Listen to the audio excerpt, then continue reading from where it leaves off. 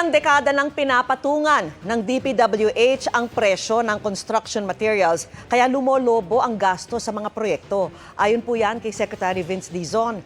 Iniutos na ng kalihim na sundan ang presyo sa merkado kaya posibleng makatipid ng 60 bilyong piso sa susunod na taon.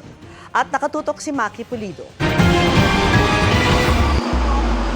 Sa bawat proyekto ng Department of Public Works and Highways o DPWH, gumagawa sila ng estimate sa presyo ng mga materyales at isa ito sa magiging batayan ng project cost o gagastusin para sa proyekto.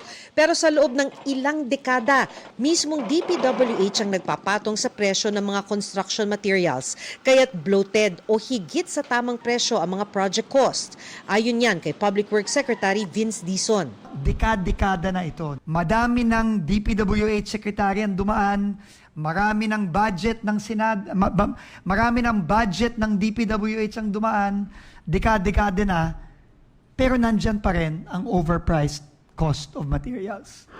Sa Region 4B o Mimaropa halimbawa, batay sa pagsusuri ng DPWH, prenesyuhan ng DPWH ng higit 23,000 pesos per metric ton ang aspaltong wala pang 6,000 pesos sa merkado. Higit 1,400 pesos per cubic meter ang graba na 600 pesos. 1,500 ang buhanging 620 pesos per cubic meter. 50 pesos per kilo ang sheet pile na dapat ay 40 pesos lang. Ibang halaga ng patong sa iba pang rehiyon pero overpriced din. Ang average na patong, 50% sa asfalto, 32% sa graba at sa buhangin, 10% sa simento, 36% sa sheet pile na ginagamit sa mga flood control project, at 32% sa steel bar. Pagka in-input na itong mga bagong presyo na to, dun sa proyektong yon, base sa dami ng simento, dami ng bakal, dami ng graba, dami ng asfalto, at gagamitin na itong mga bagong presyong to, yung budget na yon, automatic bababa na yon. At makakatipid na kagad ng gobyerno doon. Inaasahang aabot sa 60 billion pesos ang matitipid ng gobyerno sa susunod na taon ngayong iniutos ng sundan ang market prices.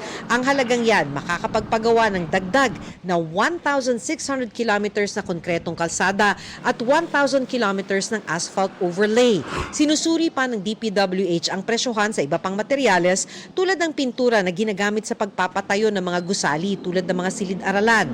Tansya ni Dizon, nasa 60 mga taga-DPWH, kontratista at ilang politikong sangkot sa mga maanumalyang flood control project ang magpapasko sa kulungan. We're very, very confident na kulong to mga to. Maraming magpapasko sa kulungan. Ang sabi nga po dapat, as soon as today, sana meron ng nakakulong. Kaso nga lang, we have a process to abide by. And these are things that we have to respect dahil part po yan ng due process. Yung mga karapatan po ng mga tao na sangkot po dito ay kailangan din galangin. But it's not to say that we are not hell-bent on getting them to prison if they are found guilty of the crimes charged. Para sa GMA Integrated News, Maki Pulido, nakatutok, 24 oras.